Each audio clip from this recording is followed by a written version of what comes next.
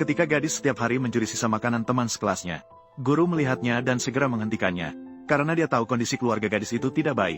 Setiap hari dia akan menambahkan satu porsi untuk gadis itu.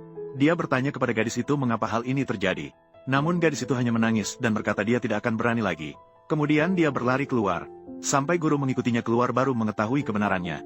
Guru sih, saya tidak sengaja menipumu. Setengah tahun yang lalu, ayah saya terluka di kepala saat bekerja. Jika saya makan, ayah tidak akan punya makanan. Guru penasaran kemana ibu gadis itu pergi.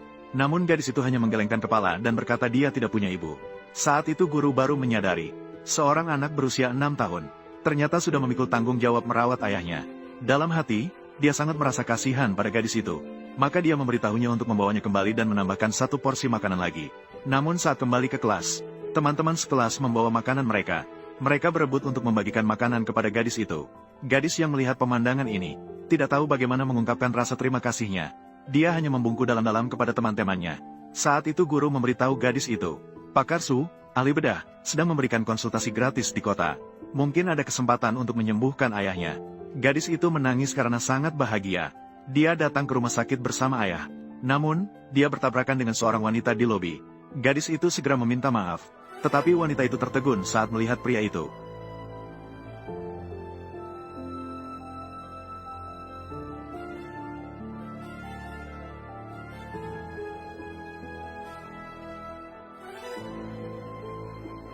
Ternyata 6 tahun yang lalu, wanita itu melahirkan seorang bayi yang lahir mati. Sementara itu, suaminya juga meninggalkannya.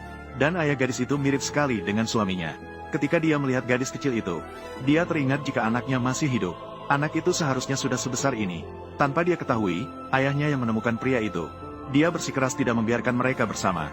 Dia juga tidak akan menerima anak mereka. Dan dia mengeluarkan 5 juta untuk membuat pria itu pergi. Namun, pria itu mengajukan syarat agar dia menyerahkan anak itu kepadanya. Dia tidak akan pernah muncul lagi.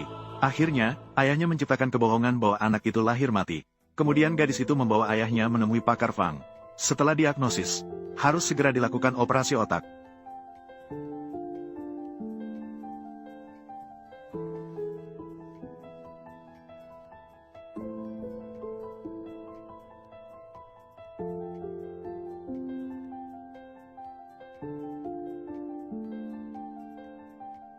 Saat itu, wanita yang baru saja itu berlari masuk. Dia mengatakan bahwa kakeknya hampir tidak bisa bertahan. Meminta pakar Fang untuk membantu. Setelah beberapa diagnosis, itu adalah masalah kecil. Pakar Fang menyarankan untuk mencari dokter biasa. Melakukan operasi kecil sudah cukup.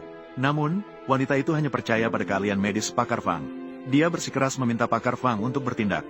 Namun,